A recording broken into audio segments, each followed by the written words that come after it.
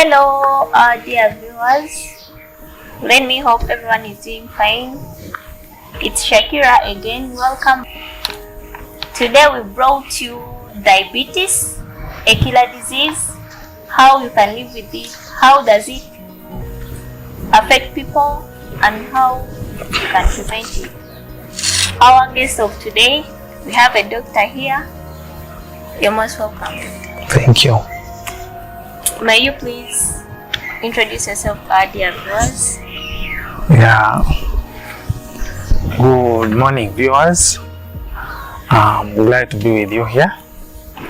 I am James Namutete. I'm a specialist in public health, and today I'm going to share with you about diabetes.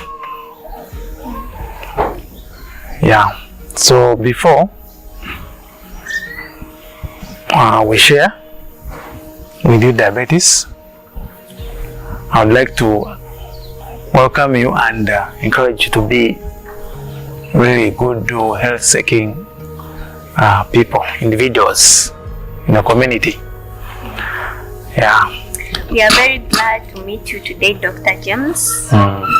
So I have some few questions here with me. And I would like you to answer them. We would like to make our viewers know what they need to know. About diabetes, what is diabetes? Okay. What is meant by diabetes? Diabetes. Yeah. Diabetes, maybe on a broader view, if I'm to first explain it, we have the diabetes where we have diabetes mellitus, or what they call diabetes mellitus, which we are going to talk about, and we have the diabetes insipidus. The diabetes insipidus is not always chronic. For it, it comes as a result of the suppression of the antidiuretic hormone, okay, which is released from the pituitary gland. So, and that one always occurs when maybe someone is drunk, things which depress the central nervous system. For example, taking too much booze. That's why you realize that when someone is drunk, they frequent the toilet more. Have you realized that? Yeah. So it means they have suppressed that gland which releases the antidiuretic hormone, hence making it easy. Diuresis means passing urine. So the other hormone is called the anti. So there is an antidiuretic hormone. So if it is suppressed, it can make you pass urine more frequently. So things that depress the central nervous system, like alcohol, like those drugs, like maybe alcohol drinking, can do that. So the diabetes mellitus is the chronic metabolic condition we are going to talk about. It is one of the major communicable diseases that we are facing. Actually, it is termed as a metabolic disorder. Metabolic chikwatagana n'okukola energy, something to do with the metabolic. So it is a metabolic disorder characterized by hyperglycemia. Hyperglycemia is the increased concentration of blood glucose beyond the normal. The normal always ranges between 60 to 120. So if you exceed that, no, that is the normal. No, this is a physiology. It is not mandatory that it's supposed to be sick. It always swings between that physiologically. So, and at times after maybe when someone has eaten, it may even exceed the 120. But it is classified as diabetes after going through certain tests. For example, for someone to confirm that really it is diabetes, not every blood sugar that is beyond 120 is diabetes. It may even be higher than that, because always when someone has finished a heavy meal, it can even be 180. But it must be persistent. So there are certain tests that are carried out to confirm that really it is diabetes. Those ones, those are done in the hospital. Okay, so we need to find out that hyperglycemia or excessive blood concentration of sugar has been persistent for some time. That's when we term it as diabetes. So not every time. That is maybe just someone gets a surge in the glucose concentration, maybe after a heavy meal. Don't term it as diabetes. So someone has to be tested, and there are certain criteria we use to define that someone really is diabetes. So we always do we do some tests. Okay, I will not go into those details. It may not be for now, but there are certain tests done to confirm. Yeah. So does this disease has really different types?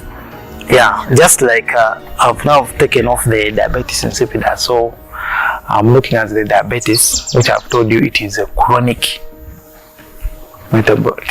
condition, metabolic condition characterized by hyperglycemia. And I told you hyperglycemia is the excessive concentration of sugar in the blood saturation.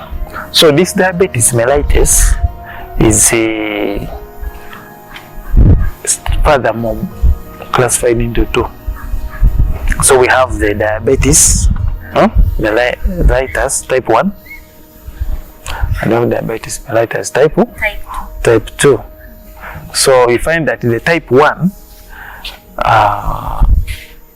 is not that common. Okay. Type 1. The most common one is type 2, the insulin dependent. Type 1, type 1 is insulin dependent, and type 2 is the non-insulin dependent. Do you know insulin? Yeah. So insulin is that hormone that is used in the regulation of sugar in the body. Okay. So in the type 1, maybe before I go to that, I would like to take you through and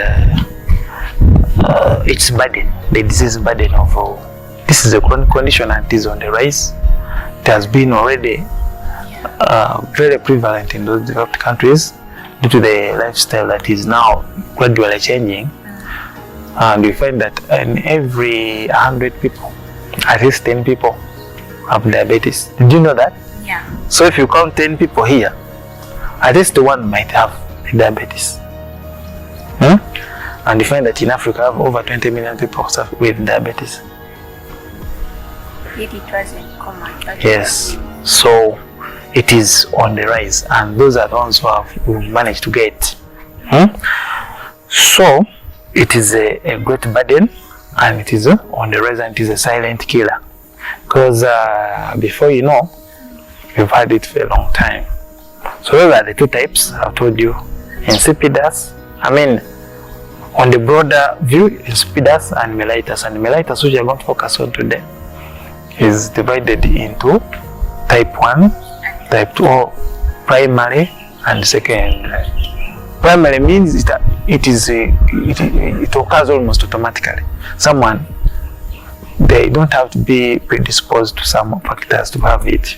It just happens that they are born with it, and it is very common among the younger population because it occurs almost automatically.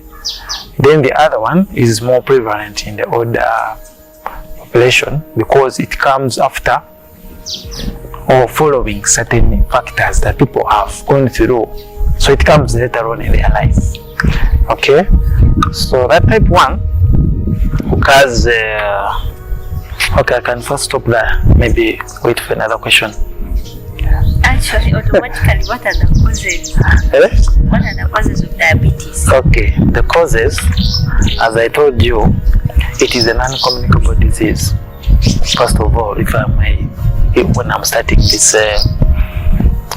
explanation, I have to let you know, into attention that it is a non-communicable disease. Unlike the communicable diseases like this one, whereby it can move from one person to another, it can infect you, but a non-communicable disease is that one which I cannot transmit, but I develop as a result of certain environmental factors and genetic factors in play.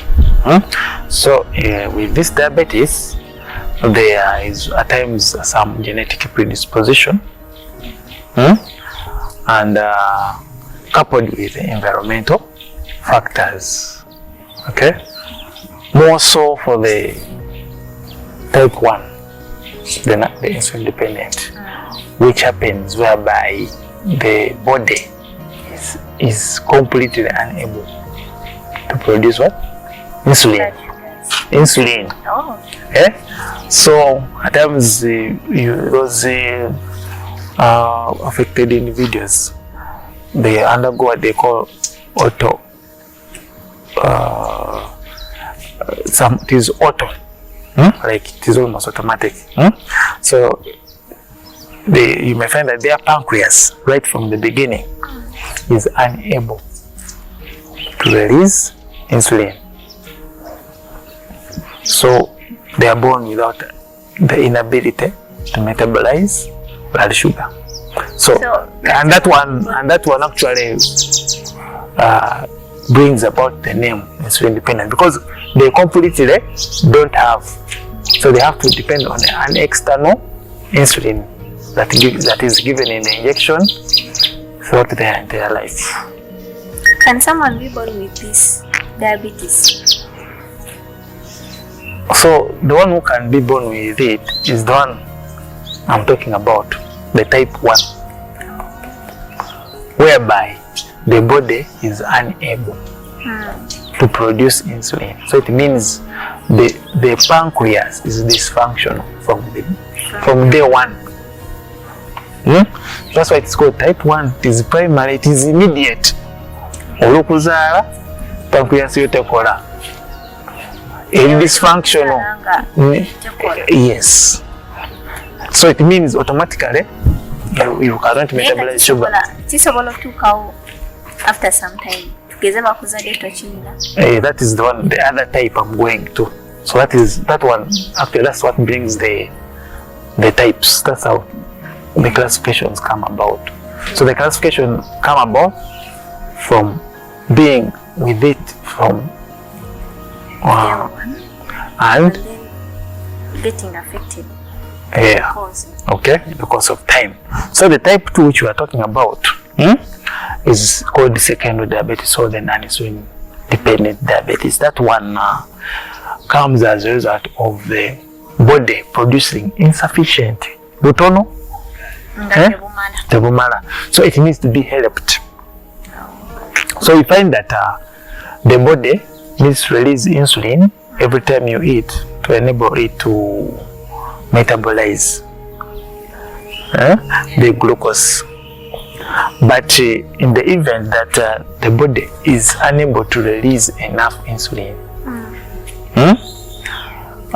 you develop the secondary type of diabetes. So in this way, this one is called non-insulin dependent, unless, as I will explain in the time to come, in most cases it is managed conservatively, maybe on the behavior change. If all goes bad, you go to maybe some medications that just help to aid the body to release the insulin. Okay, so that's the type 2. So can someone be with type 1 and then type 2? It's not possible. It is classified either as type 1 and type 2, just as I told you in the beginning. The type 1 occurs almost immediately in your early life. It might be type 2. I mean type 1 in the case they have done auto pancreatomy. And maybe if the pancreas is destroyed, because it is what the isolates of Langerhans in the pancreas are the ones that are responsible for releasing the insulin. Maybe if they are destroyed because of completely destroyed, you can become insulin dependent. But that's why I told you in my earlier expansion that is common. I didn't say that is only in the young ones. Even you, if you remove your pancreas now, you become type 1.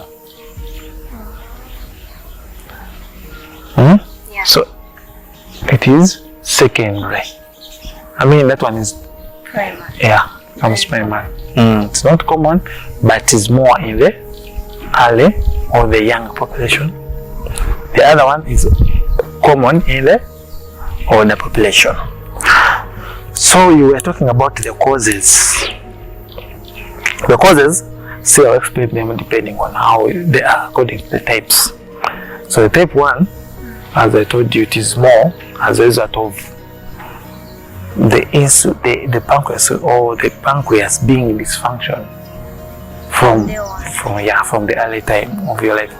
For some people, it may be a bit functional when they're young, but there are some diseases that may attack the pancreas in the early stages of the childhood, and it gets those isolates, all those cells that release insulin get destroyed. Yep. So the type 2, which we shall major on basically here, is the secondary diabetes, and its etiology or the causes are surrounded still around the genetic predisposition. There might be a history of diabetes in the family, but that is not it's not mandatory that if you have diabetes in the family, you will get it. If you modify the environment and your lifestyle, there's a chance that you can escape or you can prolong the onset of this disease. The type 2. Yes. So it is basically predisposed due to the lifestyle. You know, the sedentary lifestyle. Like that one. You are going for a short distance, your lack of physical activity of the body.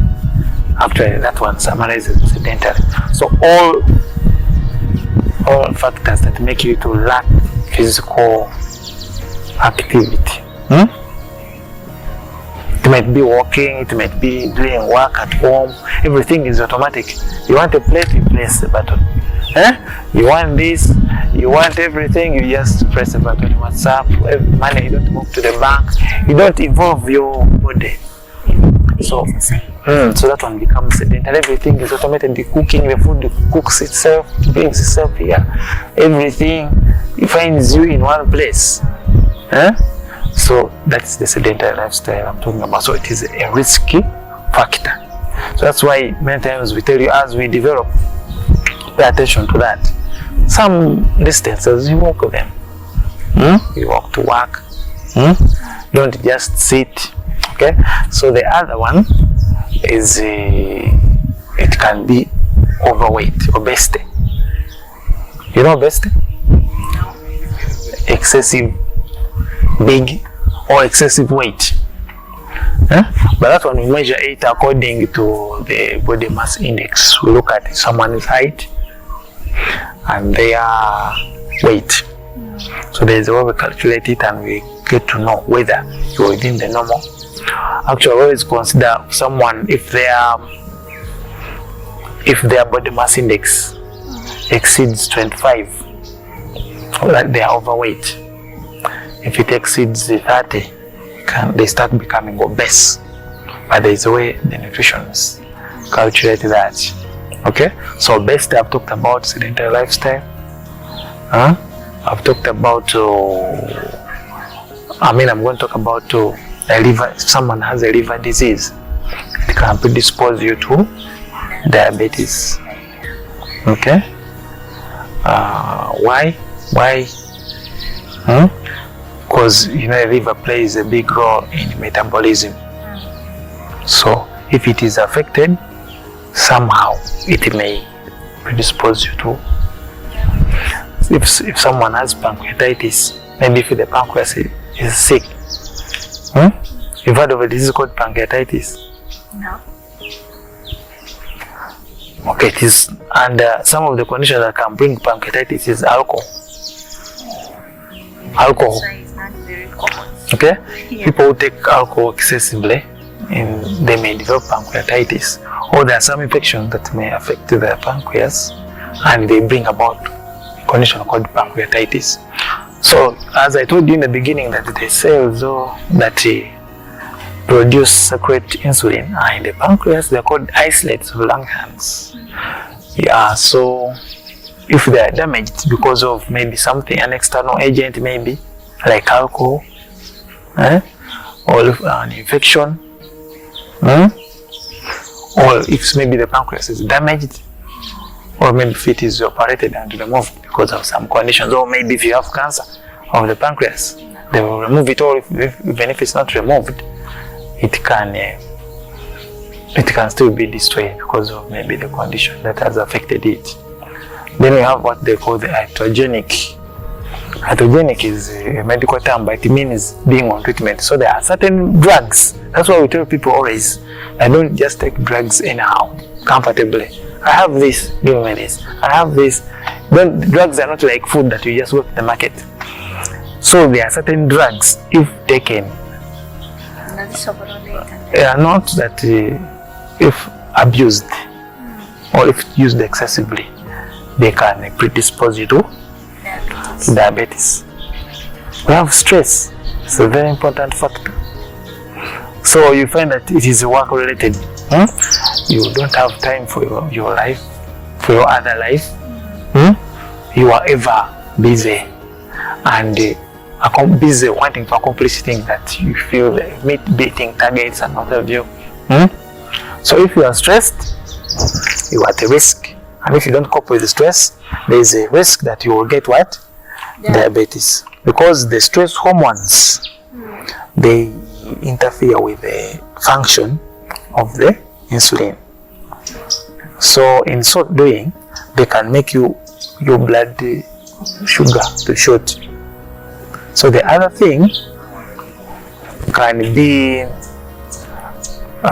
besides stress,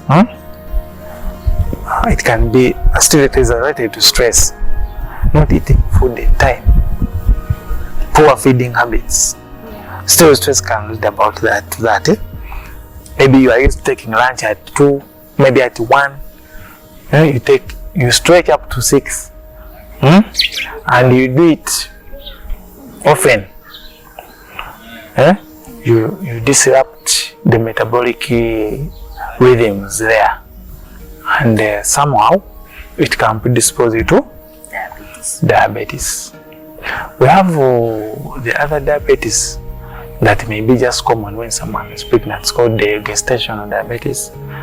I find that some females, when they are pregnant, they may have signs of diabetes. Have you ever been to labor? No. Not yet. So when you go there in the labor ward, they always check for sugar. In the urine, they check their urine, but they always check to see if there is sugar. Okay?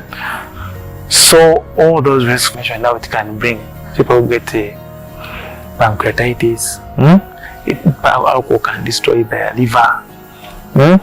So somehow those things can lead you there. And other infections. There is some other condition called the hemochromatocytoma. It is a medical term, but it comes as a result of someone having excessive deposition of iron in the pancreas. Okay, in females it may not be that common because they release blood every month, but for men, so that's why you see everything is not good to take excessively. Okay, but those all will be other agents. I think I've tried to touch around the possible, those are the causes. So I told you the genetic and the environmental factors play part to bring this. Actually for us in the causation of disease, there are 3 things we look at. We look at you, the one who's the bearer of the disease, the agent, and the environment.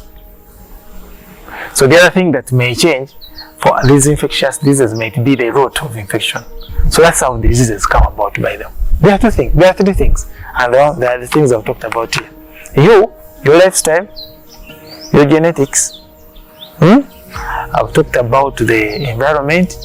You can see the alcohol, the what have you, and the agent that causes. So whenever you ask anything about the cause of the disease, we shall just rotate about that, and we shall tell you how it comes about. Those are the three things we always focus on. Even if you bring another disease, we shall talk about your lifestyle. We shall talk about everything. So, what are the complications? Maybe before I look at the complication, I should look at the signs and symptoms. Right from the definition, I told you that it is characterized by hyperglycemia, which is excessive concentration of blood. That is a sign. There's a difference between a sign and a symptom. But in many cases now, like in this case, I'm talking to the community. In many cases, you're going to look at the symptoms, and they're the ones you come with to the facility or to the hospital, and the investigations and what the health worker will check out for are the signs. So the symptoms commonly reported or here, the patient or the complainant always talk about excessive thirst. And kalamata, not just this mere thirst, which comes as out of you maybe being having done exercises or being the environment being too hot. So excessive thirst. Yeah.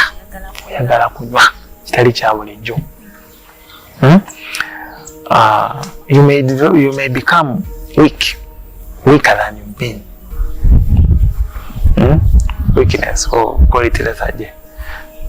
Sina mani gakimbira. Yeah, and in this fact of weakness, there are many other manifestations that may come, which I'm going to go into detail. Okay, so some people may develop, they may complain of their weight reducing. Okay, some people the person will complain of excessive passing out of a lot of urine. Not only frequently going to urinate, but large volume. Whenever they go to urinate, they almost urinate every fluid they have, maybe all the fluid they have in the body. So we term it as polyuria in our medical terms.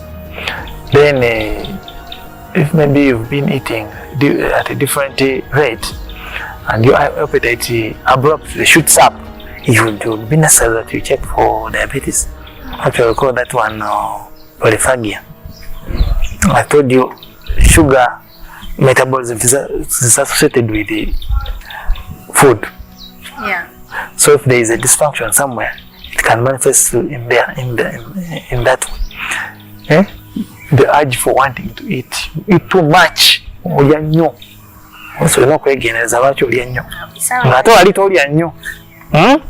Check. Okay. The other thing is I've talked about the polyphagia, the nocturia. Someone who was not urinating at night, they wake up to urinate maybe 3-5 times at night. Why should urinate 5 times at night? And whenever you go to urinate, you feel the container. It means there could be what? There could be something else. So that one could be a symptom. The excess. Some people feel nakanyama,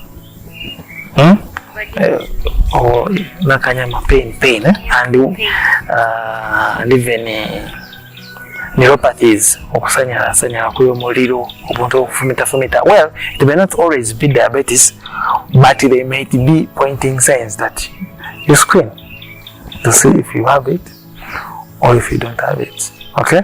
So because of some of those neurological damages, some people, like the men, they can suffer erectile dysfunction. Do you know it? You don't know what it means? Does he know it? Eh? But you've heard of ED, erectile dysfunction. Many people term it as impotence. Eh? Yes, someone not being able to sustain maybe their it's the erection. Okay, that can be. It can also alert you and say, oh, why has it happened that it has not been there? Well, many times it's not that. There are many other issues, maybe social, what have you, which will not be a topic for today. Maybe another time if you come back. Many times there are other issues, but it can be on the lesser extent. It can bring about it. Yeah, and maybe someone may develop maybe wounds that are not. They may discover it very late. You know, they start seeing wounds when they are that don't heal.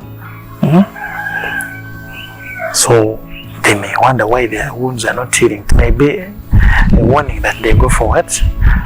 For diabetes checkup. Some people say it may reduce.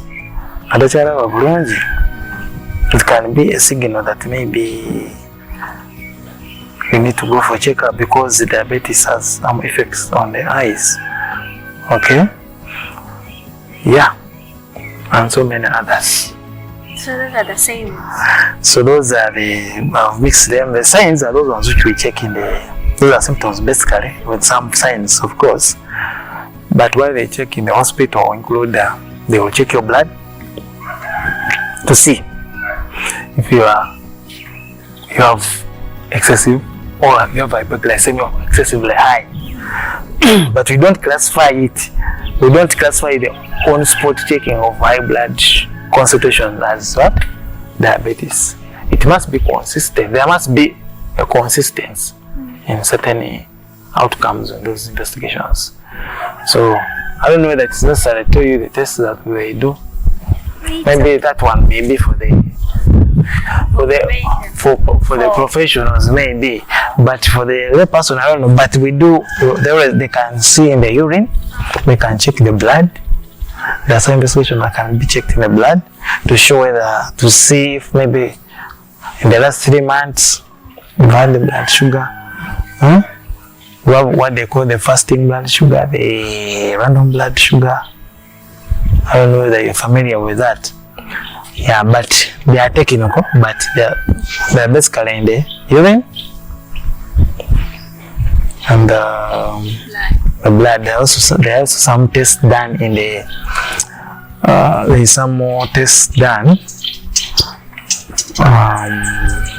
in the mouth. Yeah, there's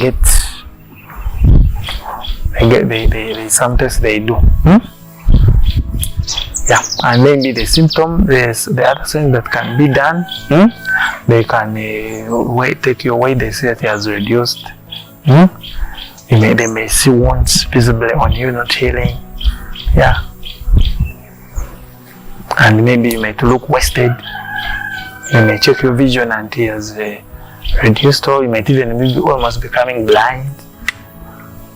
And so on. Yeah, etiologically, so those are some. If someone gets to know like he or she is affected with that disease, how can it be treated? That's a good question. So for someone to get to know, of course, you may not just assume that you have it. So for you, what you need to know are those signs. Maybe okay, that's why I would encourage someone to always be vigilant about how they are to be about their health. You see something not usual, report, go for a checkup. So in case someone sees that they're excessively going to urinate at night, they are losing weight, their sight is dying out, they have increased the urge for food, when they see such things, they go to the hospital, and when they go to the hospital, they will confirm whether they have diabetes or whether they do not not have it. Using the tests that I've talked about, the blood and the urine tests and the other investigations. So those being done, and maybe if someone is found that there is no diabetes, you know, when they do these tests for diabetes, maybe what I had forgotten that had come to my conscious is you might go for checkup, or you might at times be having some of these symptoms, but when they check, they find that you are just at risk of getting it. Yes.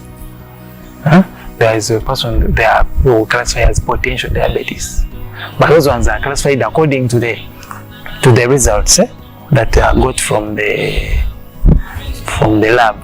They may find that either you are potential. So when you realize that you are potential diabetic, it means anytime if you don't change your behavior or lifestyle, you are very quickly going to convert to a diabetic person. So they may advise you on the lifestyle to take up. Maybe you increase your exercise if they find that you are too heavy, you are too big, fat, your base. They encourage you to do certain exercises. If they find out that you are misusing certain drugs, they advise you on how to change. If they find that you are alcoholic, which they take you for the amputation, and so on. So if they find that now you have diabetes, they also treat you accordingly. And having discovered whether it is type 1 or type 2, the one which is type 1, automatically you qualify just for insulin and other conservative managements. You still have to continue with them, because now at that stage you will be at the level of secondary prevention. You will have failed to prevent from getting the condition, but you got it, but you reach a level where you need to prevent it from worsening. So we call it secondary prevention. And the secondary prevention here, because now we've reached the level of treatment, checking is primary. Modification, life modification, and lifestyle modification lies in primordial. So here, when you ask about the treatment, it goes under both the tertiary and the secondary prevention. So here, you may get treatment accordingly to how severe the condition is. If it is mild, you might be managed conservatively. That is basically diet and lifestyle improvement. We'll advise you on how to eat a balanced diet, what you need to leave out that the body can easily control, and what to take that the body might need more than it has been needing. What to leave and what not to leave, what to take up, and which exercises you're supposed to do. That is in case it is mild. In case it needs medication, you go on medication still with a conservative management approach. Yeah. Does this disease has cure? Does it have cure? What I can start with to say is that it has no cure. It has no. But it can be controlled. Okay? For us in health, what we look at as health, being healthy, may not necessarily be cure. And if you may observe, the world is moving away. Okay, because moving is concentrating more from the curative to prevention and control. Because if you look at the aim of health is for someone being well. Maybe I did not define for you health. Do you know what health is? You don't know. Yeah, so maybe health. Health, we term it as the state of being physically. Those are keywords. Physically, psychologically, socially, So that one might include the religious, those religious issues or cultures. Okay. And not necessarily the lack of infirmity. Infirmity is the actual disease what people look at. So we don't look at health as only being sick, having health as having wounds and what. You might be psychologically disturbed, you're unhealthy. You spiritually might be lacking. So it is a holistic thing. So you must be physically, emotionally, psychologically fit for it to be termed as healthy. So when we are looking at whether it cures or not, we shall look at that definition. What does it call for? Actually, that's why some people psychologically don't heal or they are not okay, because they are expecting to be deprived of diabetes completely, and they don't look at the whole cascade of health, being healthy. You might be having a condition, but you are physically okay, psychologically things are moving on well, economically you're fine, you don't have anything disturbing. Won't you be happy? Yes, so that's what we aim at. You might not be having diabetes, but you have the other condition. So I want to bring to the people's attention watching us that much as it's a chronic condition, chronic means it does not cure. So which means its lack is in the prevention. So you either prevent it, but as I talked about the some genetic predisposition, you may try to prevent, but at a later time maybe someone might get it still. But that's not the end. You can prevent at the secondary level. If you go beyond the secondary, you prevent at the third level, which is the tertiary, and so on. What you aim at here is you being healthy. And health is what I've told you. That's the definition of health, the World Health Organization. The state of being physically, psychologically, even economically. If you don't have money, you are poor. I mean, you are sick. Yes. Because you look at I told you there are three things when we are talking about disease. You look at the environment, where it comes from, and you. So in the environment here, you will find that there is no money. Now you go to steal the plate. You get a wound. Don't you see? Don't you become sick? Or maybe you lack money. Better if you lack money, you're going to get stress. And what did I say about stress? It causes everything. It can bring diabetes. Yeah. You will not be eating food on time. Won't you get diabetes? So you can see even money. So when I look at health, you look at all the things. You have to work so that you have money. Economically, must be what? Okay. So we've talked about how it is treated. Okay. So how can someone prevent diabetes? How can someone prevent diabetes? We'll go back to how it comes about. So for me, I will look at the environment. The lifestyle. I'm going to look at the person who gets the diabetes. So I'll start by looking at the person who gets it. How do you prevent it? We've talked about it having a genetic predisposition. The genetic predisposal, you may not deal with it completely. It's a bit complex. But what you have at hand is maybe to improve your lifestyle, and you can push it at a later age. You prolong the onset of disease, or even it may not be there. Because if your input prolongs it at 120, if you get diabetes at 110, does it have any? Will it have any impact? Even if it comes, you can't even say, why do I waste time treating? And they die. So, but when it comes when you are maybe 20, those are problems. So these efforts of maybe doing exercise, being physically Fit.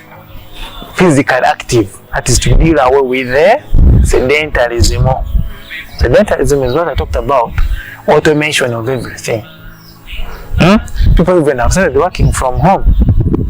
You don't have to work. The money finds you there. You just type on the computer, and things work out, and you have worked and have paid you. You have not even worked there. So it keeps you in a sedentary. When you want food, you press junior and it comes. So a day can pass when you have not even moved out of your bedroom, but you have everything. You have received the salary, you have done everything, you have even started from there. So you need to involve your body to some extent. That is one, that is you as a person. So the other thing, actually, you prevent the bad feeding habits. I told you have to eat your food regularly. Keep your timetable of meals. If it is breakfast is 10 or maybe 9, let it be 9. Let it be what the time you set before. Eat your food on time. Don't eat too much. Eat what is enough for you. Because as I told you, excessive energy is going to make you obese. And eventually, when you're obese, you have a risk of diabetes. So if you're obese, what do? You exercises and you reduce. If you're an alcohol addict, you need to be assisted to deal with addiction or reduce your excessive consumption of the alcohol. You reduce, you treat other conditions like hypertension, because they can predispose you also. If you have any conditions, maybe like the liver, you manage them. The other very important thing in the prevention is checking for diabetes. Because I told you, the earlier you check it, the better. So you can check it, as I told you, you can be at the potential level. If you make a mistake, you're going to become diabetic. So should you be the person regularly checking, having routine, improve the health-seeking behavior. You identify your risk early, and you always get away with it. You always reduce it or deal away with it, and the risk extends. Maybe if you are about to get the diabetes at, you push it again to maybe 60. When you do it at 60 and you find that it's you push it like that. So that is routine or better health-seeking behavior. You avoid unnecessary drug use. I told you, I think I did tell you that more so the steroids, things like I hear people taking certain drugs. I feel most of the drugs that are painkiller related drugs, they are so much indicated in causing diabetes. So avoid any simple pain, painkiller, or what have you. So avoid them. Maybe you just take when it is necessary, when it's unbearable, and move and find out, go to the health facility. You find out what the other condition is, they manage it. Here we are preventing. So you see many people are diabetic, but when you look in their history, the way they have come to get it, you will find that they are just simple things like that. For example, I got someone who's diabetic, but when I was checking history, I found out that it was as a result of drugs. So it may not seem direct to the cause, but actually it causes lifestyle. You find so many people there. They are in the big offices, they are okay, but they are diabetic. You even have started classifying it as a disease of people of money. Haven't you heard such thing? Yeah. When they watch it? Why? Why do you think so? Because they live the most luxurious life. Simple. And can be where they were stressed because they are over-stressed. My business. See, something is again. So, no exercises, they don't go out. Tight. Life is so tight. So, you can prevent it by avoiding an sedentary lifestyle, eating a balanced diet, coping with the stress. Have time. That's why maybe at work you have to have a leave, maybe once in a year, and you don't work throughout. Maybe in the working days. That's why you sleep. So you have your body has always to renew this self before starting another activity. You see, when the heart rests, you think the heart works continuously. It rests for some seconds before having another beat. So that one shows you that work must be coupled with resting. You need to regain always. So that's how we can prevent it. Improve good diet, exercises, control the obesity, treat the conditions that may predispose you. Maybe if you have a liver condition, they treat it. If you have a pancreas disease, they treat it. If you have those agents, you are taking those drugs that are dangerous, stop. Or maybe if they need rehabilitation, they rehabilitate you. If you are stressed, you cope it. That's why psychology counseling is good. So have you seen how somehow indirectly the counseling can make you not to get diabetes? Yes. Someone I've ever seen, most of the things I'm talking about, I've seen them. I have seen a young boy who got diabetes because of stress. Maybe had an issue with the girlfriend. Nalowooza nnyo nabanga talya nestressinga n'alwala sukaali. So that's why it needs that some things you have to let go.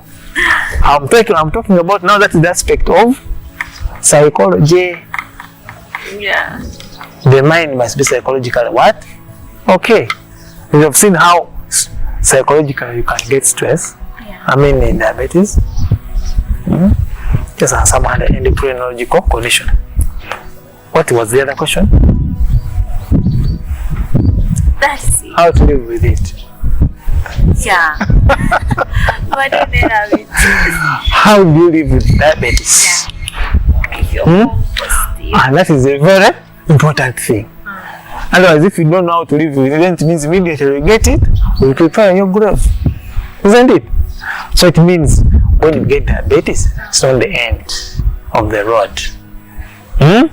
When you get it, we can still prevent it. That is through secondary management or prevention and tertiary. In case you get complications, we can help you to live with diabetes. People have lived with diabetes, whether they're on insulin, whether they're on drugs, for even more than 3 decades, 30 years plus, even lifetime. So, one, if you seek treatment early, and when they start treatment, adhere to the treatment and be compliant.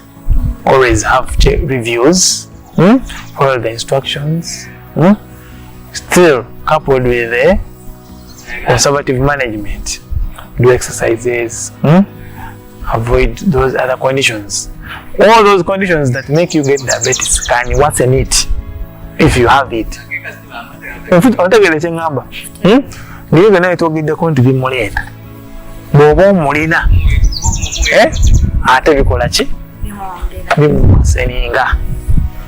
So that is it. That's how you can live with it. You need to cope with the treatment, adhere, and also keep the other health necessities to prevent it. All the conservative approaches. So, as we are finalizing, can you please advise our viewers? Most of them are there living positively with diabetes. So, can you please advise them? Okay. My advice to those ones who are already diabetic is that they should not give up. First and foremost, if you know you are diabetic, our viewers there, it is good you've known. It is better to not to be, you are better than someone who is diabetic and they don't know. Do you realize that? You are better.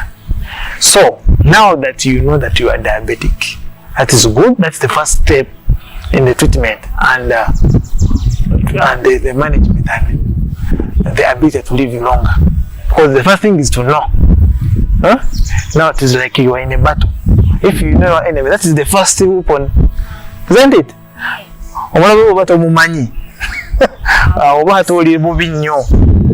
Because I'm going to kill you so easily. But if I know my enemy, I can run from a distance, I can dodge, or I can attack, or I develop tactics early. So, for someone who is already diabetic, they know their enemy. Then they learn how to live with their enemy. President so, this is something against me. That is the first success. Our success is so now if you know that you have diabetes, okay, you go to the treatment. So always review. Whenever you go for review, it helps you to know what are the tactics my enemy has changed. It is like when you are in the war. You always need to know, have my enemies changed the tactics? You might be chasing them from here when they are coming from behind. So even the diseases are like that. So the diabetes along the way, it can change. So that's why it is always good to go and the health worker, they always check and see what new events have come. Complications, you manage them. Because if you don't manage them, you might be on treatment, but you get a complication, you might be on the drugs or another thing, and it takes you. Okay?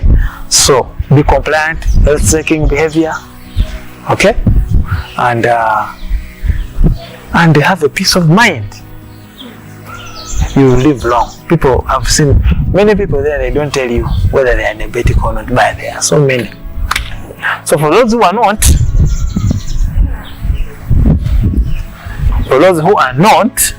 prevention, still they are the same. Be checking routinely. In case they find that you are at risk, you manage the risk and you survive.